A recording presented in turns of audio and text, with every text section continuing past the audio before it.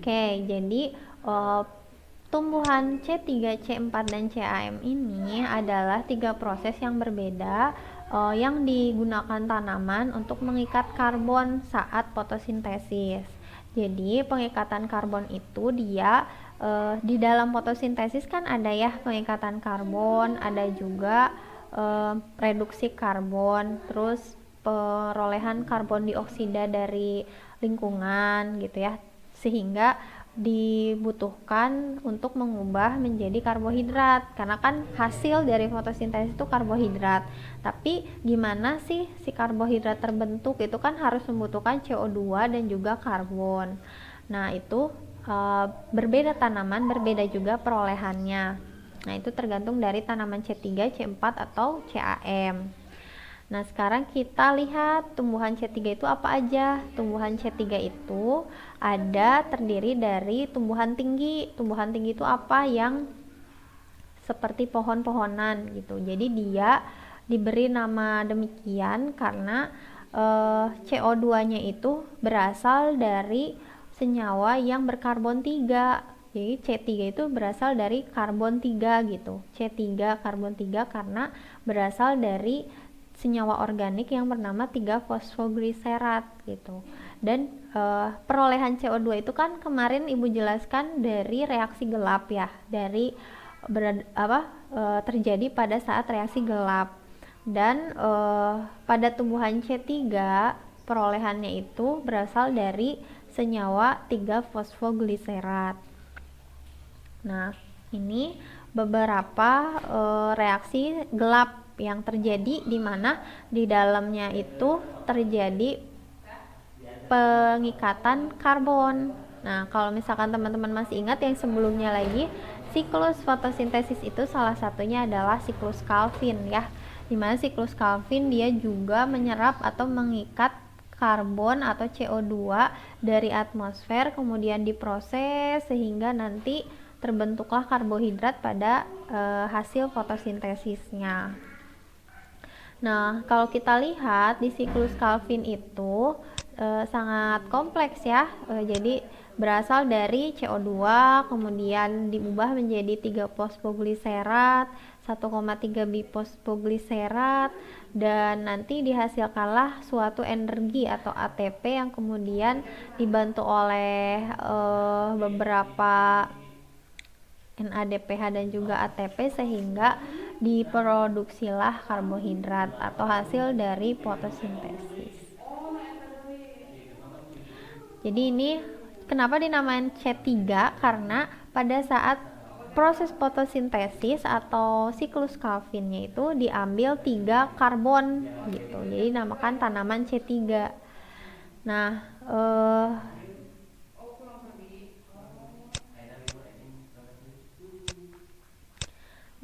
di dalam tumbuhan C3 itu terdapat 3 proses pengambilan karbonnya. Ada fiksasi CO2, reduksi, sama regenerasi penerima karbon dioksida. Nah, mungkin ini reaksi-reaksinya ya. Fiksasi karbon itu pengikatan CO2 ke gula. Terus reduksi itu molekul yang digunakan ditambah gugus fosfat menjadi ATP. Ini penjelasan dari siklus Calvin. Nanti Ibu lewat aja ya untuk proses-proses ini. Yang penting fiksi proses tumbuhan C3 mengambil karbon dioksida dari lingkungan itu terdiri dari tiga siklus. Yang pertama fiksasi, kemudian reduksi, dan regenerasi penerima CO2. Nah, si tumbuhan C3 ini dia mengandung enzim asam glikolat oksidase dan katalase. Nah, enzim-enzim ini berperan dalam mengubah 2-fosfoglikolat dan nanti pada akhirnya akan menghasilkan senyawa fosfogliserat yang digunakan untuk melangsungkan siklus Calvin. Jadi di dalam fotosintesis itu kemarin kan ada reaksi gelap, reaksi terang. Reaksi gelap itu salah satunya siklus Calvin. Nah, siklus Calvin itu membutuhkan CO2 untuk melakukan siklusnya gitu.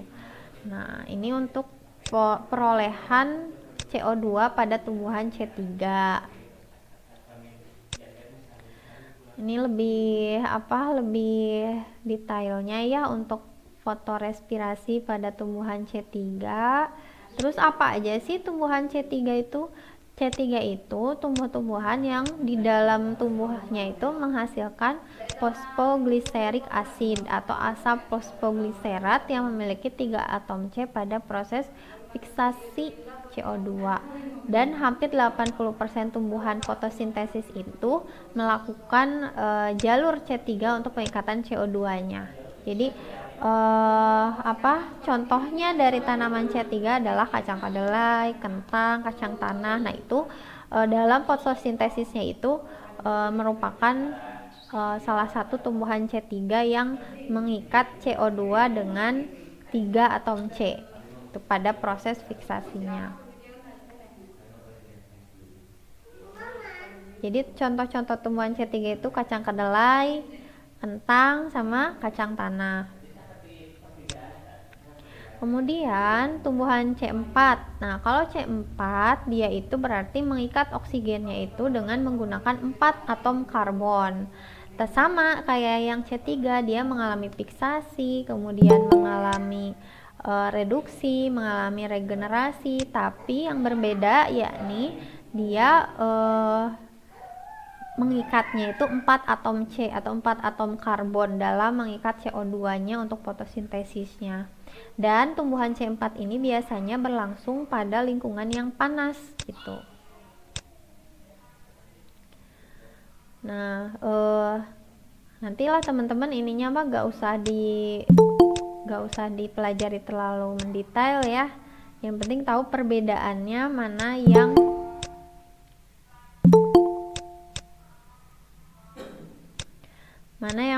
mana tumbuhan C3, mana tumbuhan C4, apa bedanya itu ya yang perlu diketahui. Terus tumbuhan C4 ini juga sama ya, tumbuh-tumbuhan hijau, tapi yang membedakan dia itu dia tempat di lingkungan yang panas gitu. Dia cukup efektif beradaptasi dengan lingkungan yang panas. Kemudian contoh-contohan tumbuhannya itu ada jagung, tebu, rumput-rumputan. Nah itu biasanya dia mengalami fotosintesis melalui metabolisme C4.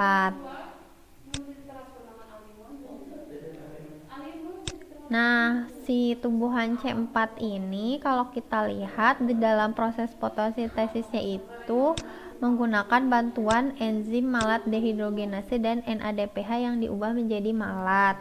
Terus habis jadi malat dia itu berubah menjadi memasuki berkas pembuluh tanaman. Terus dengan bantuan NAD+ dan asam malat dia menghasilkan pirufat dan nanti digunakan untuk produksi karbohidrat. Nah ini siklusnya untuk yang tumbuhan C4 berlangsung di sel mesofil. Nanti pada ujung-ujungnya kan akan menghasilkan karbohidrat untuk hasil fotosintesisnya. Nah tumbuhan C4 ini intinya dia itu mengikat 4 karbon pada siklus Calvin-nya.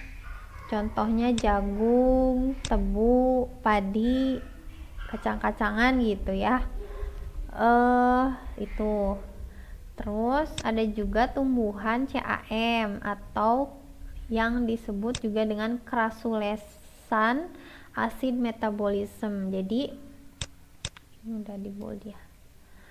Krasulesan acid metabolism ini juga tumbuhan yang proses fotosintesisnya biasanya berlangsung pada tumbuhan Crassulaceae. Crassulaceae itu familinya ya, famili Crassulaceae. Dan contoh tumbuhannya ada kaktus, nanas, buah naga. Nah itu biasanya juga sama ya, tumbuh di tempat yang kering dan proses fotosintesisnya menggunakan jalur CAM.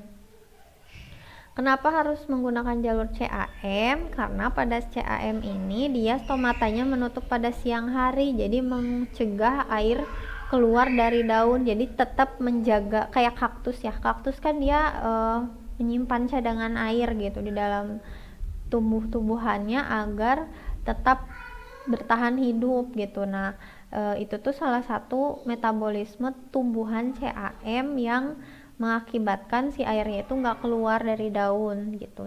Selain itu, CO2-nya juga pada malam hari akan memasuki daun. Jadi si tumbuhan CAM ini berlangsung fotosintesisnya itu malam-malam gitu, karena CO2-nya memasuki daun itu pada malam hari.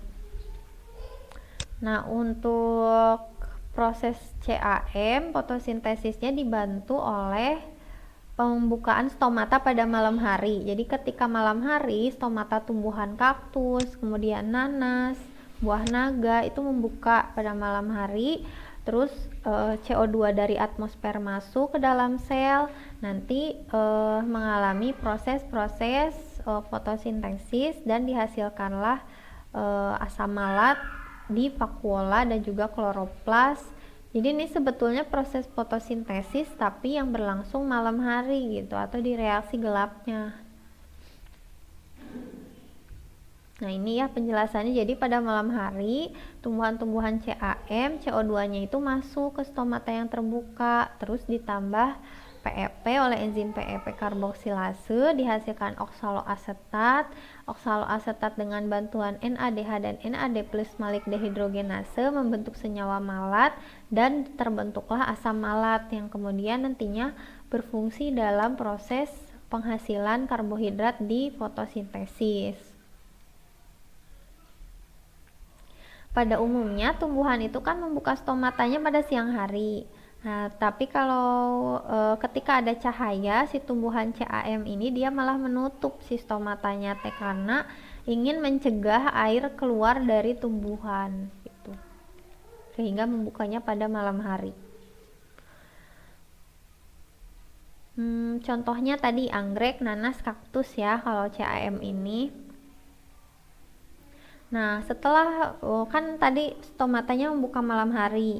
Pada siang hari stomatanya menutup dan reaksinya dilanjutkan di siang hari, di mana siklus Calvin akan berjalan dan berlangsunglah proses fotosintesis.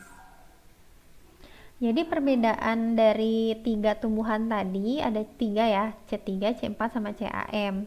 Kalau C3 dia memperoleh karbon dioksida dengan menggunakan 3 atom karbon. Kalau tumbuhan C4 dia memperoleh karbon dioksida dengan bantuan 4 atom karbon yang ada di mesofil. Kemudian dilanjut ke siklus Calvin yang nantinya akan menghasilkan glukosa.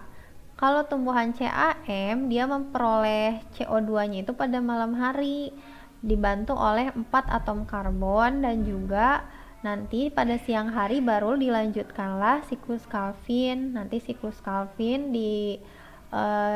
dijalankan, kemudian dihasilkanlah glukosa sebagai hasil akhir dari fotosintesis. Jadi ini perbedaan yang perlu teman-teman pahami ya, apa beda tumbuhan C3, C4 sama CAM. Kalau C3 tadi 3 atom C, C4 4 atom C di mesofil. Kalau CAM malam hari dibantu dengan C4.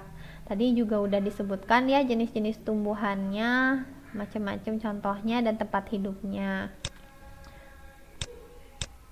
Kemudian untuk metabolismenya, CAM itu dia malam hari. Nah, penguraiannya siang hari. Nah, persamaan antara C4 dan CAM-nya, kalau C4 sama CAM sama-sama pakai C4 atom karbon, tapi kalau CAM itu dia berlangsungnya pada malam hari gitu. Jadi hanya waktu yang membedakan antara metabolisme C4 dan CAM. Kalau C4 dia memperoleh karbon dioksidanya siang hari, kalau CAM malam hari gitu, sebaliknya. Nah, ini kalau Ibu rangkum ya perbedaan C3, C4, dan CAM.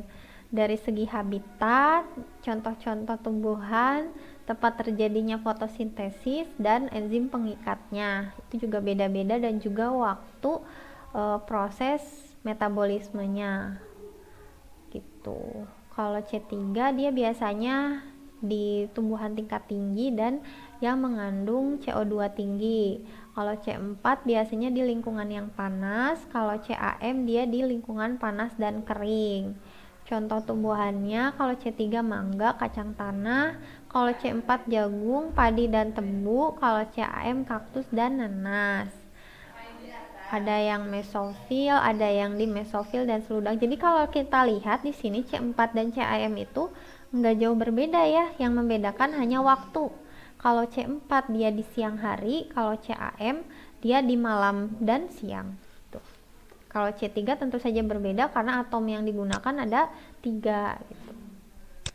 Nah, itu untuk materi yang pertama ya teman-teman. Jadi kalau kita rangkum seperti ini materi yang pertama. Jadi ketika fotosintesis itu beda tumbuhan, beda juga proses yang ada yang terjadi di dalam tumbuhannya, tergantung dari jenis tumbuhan dan juga lingkungan tempat tinggalnya, sehingga proses perolehan CO2, proses penghasilan karbohidratnya juga berbeda-beda. Oke, sampai sini ada yang ditanyakan nggak?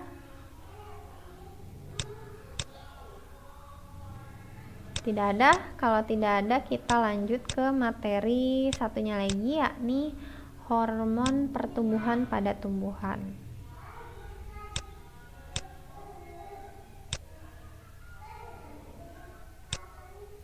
Satu lagi ya teman-teman, hormon pertumbuhan pada tumbuhan.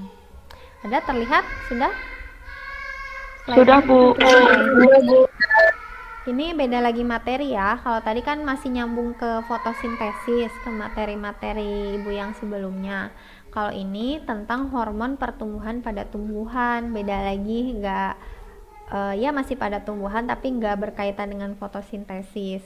Jadi di dalam tumbuhan itu kan macam-macam ya. Dia bertumbuh, si tumbuhan itu bisa tambah tinggi, bisa tambah besar, bisa berbuah. Itu disebabkan karena adanya hormon pertumbuhan di dalamnya. Nah, hormon apa saja yang ada di dalam tumbuhan? Nah, hormon tumbuhan disebut juga dengan fitohormon ya. Fito itu berasal dari kata tumbuhan dan hormon itu dari hormon. Jadi hormon itu kan dia senyawa ya, senyawa yang berfungsi untuk si tumbuhannya berkembang biak, tumbuh, berfotosintesis juga, dan hormonnya itu berasal dari secara alami gitu, berasal dari secara alami dan bukan dari nutrien gitu. Dia itu hormon di dalam tumbuhan itu punya banyak peran ya, dari mulai mendorong pertumbuhan, menghambat pertumbuhan, mengubah pertumbuhan, bergerak, berkembang, dan sebagainya. Kayak kita juga kayak manusia ya, perlu hormon untuk reproduksi, hormon untuk tumbuh, hormon untuk mengatur metabolisme, sama tumbuhan juga membutuhkan gitu ya. Dan kadarnya juga secara kecil gitu, nggak terlalu besar kalau untuk hormon tumbuhan ini.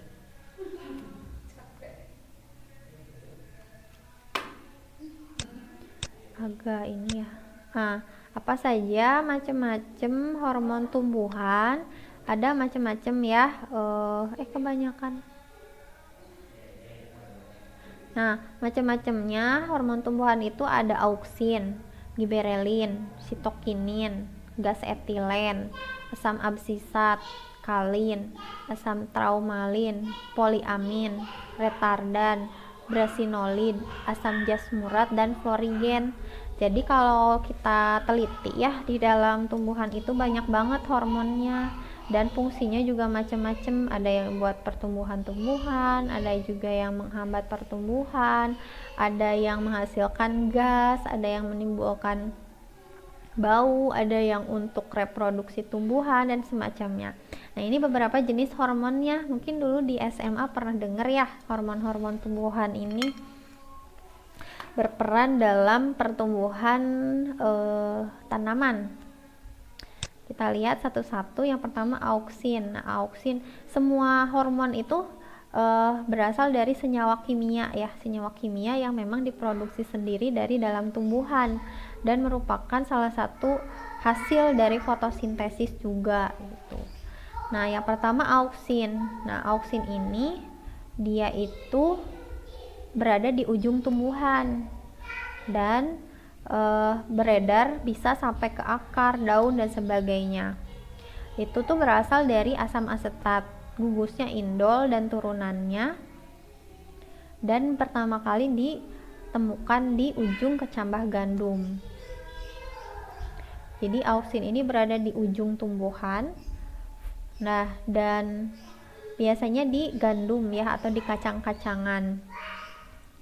Fungsi auksin ini adalah kalau di ujung sel batang dia merangsang perpanjangan sel, kalau di ujung sel akar dia menghambat perpanjangan sel. Jadi tergantung tempatnya ya si hormon auksin ini. Kalau di batang dia menimbulkan perpanjangan, kalau di akar dia menimbulkan pengurangan gitu. Semakin banyak hormon auksin di batang, semakin cepat pertumbuhan tanaman, semakin tinggi gitu ya. Kayak pohon jati itu kan tinggi-tinggi, itu banyak mengandung hormon auksin di bagian batang gitu. Nah, hormon auksin ini dia terdapat banyak di ujung-ujung tumbuhan ya. Dan hormon auksin ini dipengaruhi oleh si cahaya. Nah, kalau misalkan kita ingat-ingat ya, tumbuhan itu kan ada yang bengkok, ada yang lurus, tergantung dari mana cahayanya itu muncul. Kalau misalkan cahayanya dari kiri ya biasanya tumbuhnya ke kiri, kalau tumbuhnya dari atas tumbuhnya ke atas gitu. Nah, sama juga itu tuh karena si hormon auksin itu dia kan banyaknya di ujung.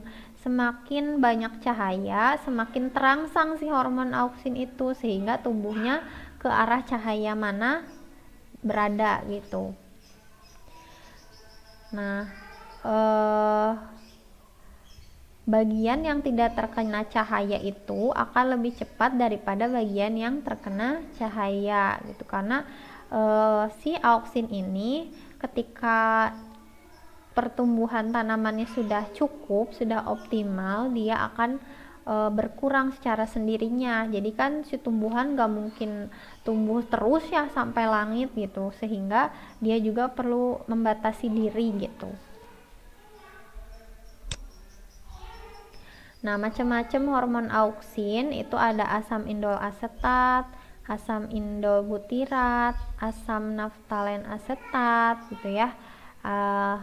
Ini nama-nama yang bisa dibuat secara sintetis. Jadi kayak pupuk ya, kayak pupuk-pupuk tanaman itu dibuat secara sintetis dan berfungsi untuk memaksimalkan pertumbuhan tanaman. Nah, ini contoh-contoh yang dibuat secara sintetis, yakni ada asam indol asetat, asam indol butirat, naftalen asetat, dan juga sebagainya.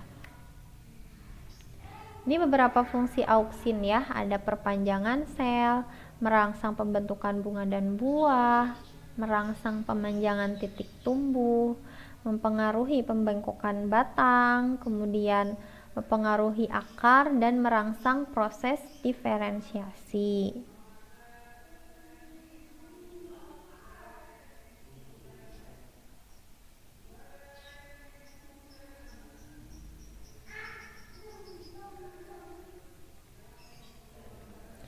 Jadi ini beberapa fungsi auksin ya. Intinya auksin itu hormon untuk pertumbuhan tanaman. Apakah memperpanjang, membentuk bunga, buah, membengkokkan batang, membentuk akar, dan diferensiasi tumbuhan.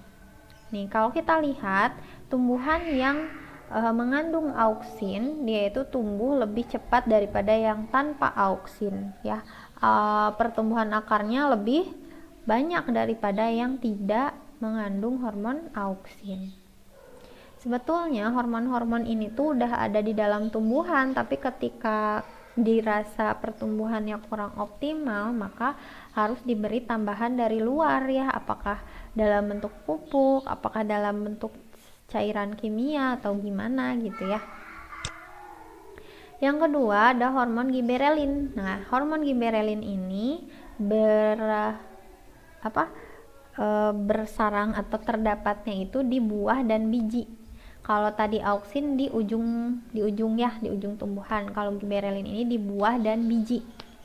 Hormon giberelin ini fungsinya apa? Membelah sel kambium, pembungaan, merangsang pembentukan buah tanpa biji, merangsang tanaman tumbuh cepat, termasuk buahnya ya, ukuran buahnya yang gede-gede gitu. Terus mempengaruhi sintesis protein tumbuhan juga. Jadi kalau misalkan teman-teman lihat ada kayak semangka raksasa, melon raksasa, labu raksasa, itu karena di dalam tumbuhannya itu banyak sekali hormon giberelin. Hormon giberelin ini dia merangsang pertumbuhan buah sehingga buah-buah yang dihasilkan tanaman itu sangat besar gitu ya. Selanjutnya ada hormon sitokinin. Nah, sitokinin merupakan kumpulan senyawa yang fungsinya mirip satu sama lain. Dia berada di tanaman tembakau dan ada di hampir semua jaringan meristem. Meristem itu jaringan tumbuhan yang fungsinya menghantarkan makanan ya.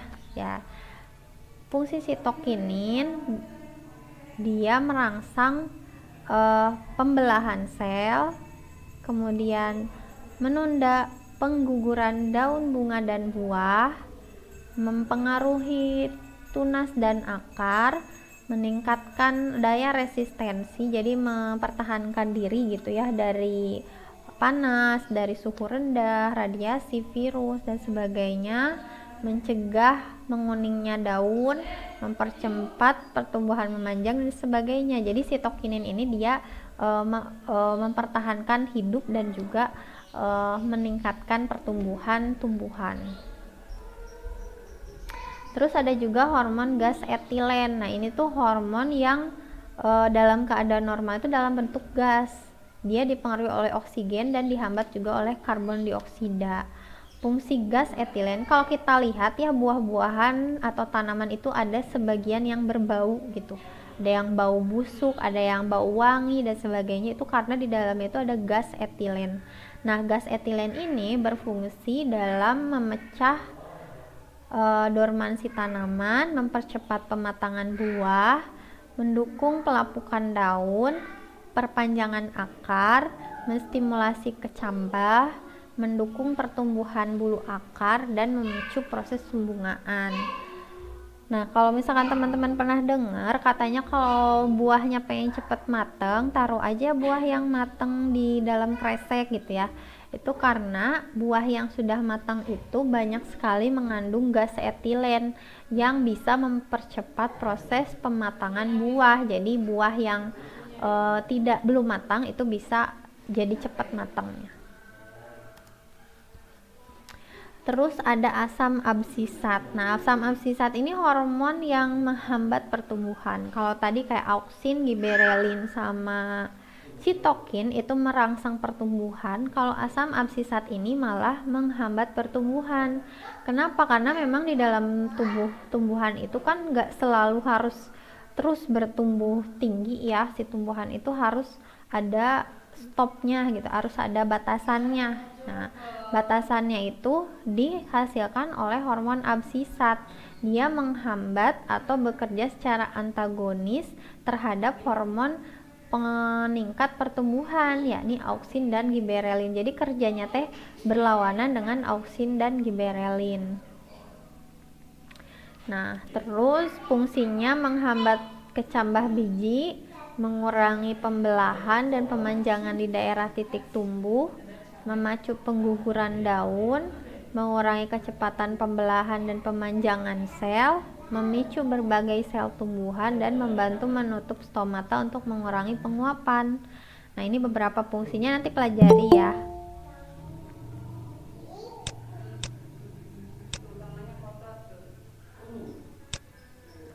Selanjutnya ada kalin. Nah, kalau kalin dia mempengaruhi pembentukan organ. Nah, organ-organ tumbuhan itu kan ada yang namanya akar atau rizom, ada batang, ada daun dan bunga. Nah, ini tuh kalin itu dia tergantung tempatnya, fungsinya untuk pembentukan organ. Kemudian ada asam traumalin. Nah, asam traumalin disebut juga hormon luka. Jadi kalau misalkan ada tumbuhan yang mengalami luka atau kerusakan, diperbaikinya itu oleh asam traumalin gitu, karena dia itu hormon yang bisa meningkatkan penyembuhan luka pada tanaman. Terus ada poliamina. Dia berperan dalam sintesis DNA, perkembangbiakan tanaman, dan pertumbuhan kesuburan kulit, rambut, lemak, dan pertumbuhan regenerasi dalam mamalia dan juga pertumbuhan tanaman. Poliamina ini kayak protein gitu ya, jadi protein-protein yang meningkatkan pertumbuhan. Terus ada florigen. Kalau florigen dia hormon yang memicu pembentukan bunga. Ketika periode gelap lebih lama dibandingkan periode terang, maka sintesis hormon florigen lebih banyak dan bakal bunga akan tumbuh lebih cepat. Terus ada asam jasmurat. Nah, ini menghambat pertumbuhan beberapa bagian tumbuhan dan mendorong pertumbuhan daun.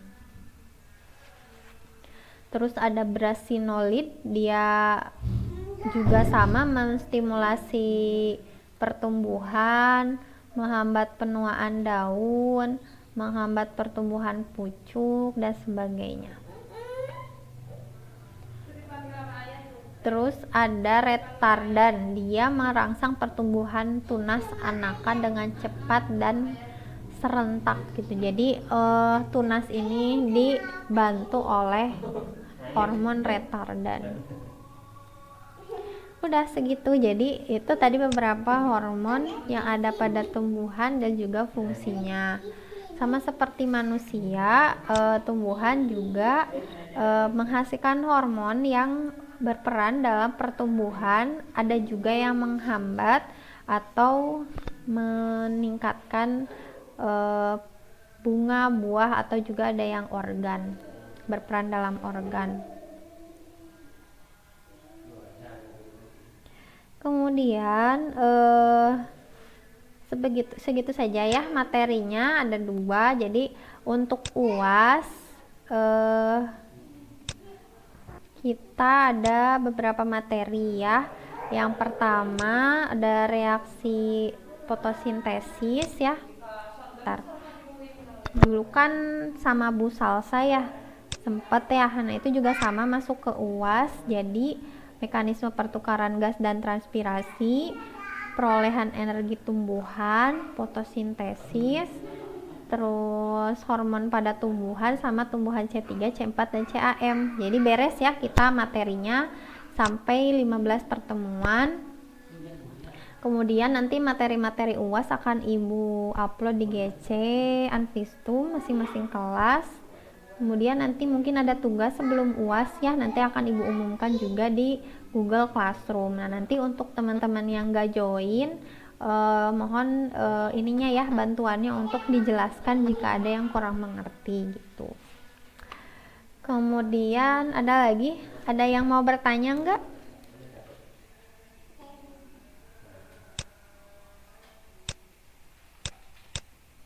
Jadi gitu ya, kalau Anvistum ini dia lebih ke fisiologi tumbuhan ya, gimana tumbuhan itu melakukan respirasi, pertukaran gas, kemudian bagaimana memperoleh energi, bagaimana dia menghasilkan hormon apa saja yang dihasilkan, dan sebagainya.